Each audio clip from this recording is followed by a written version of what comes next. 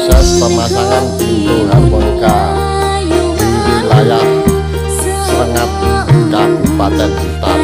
Kami dan PT Las Tresno melayani pemasangan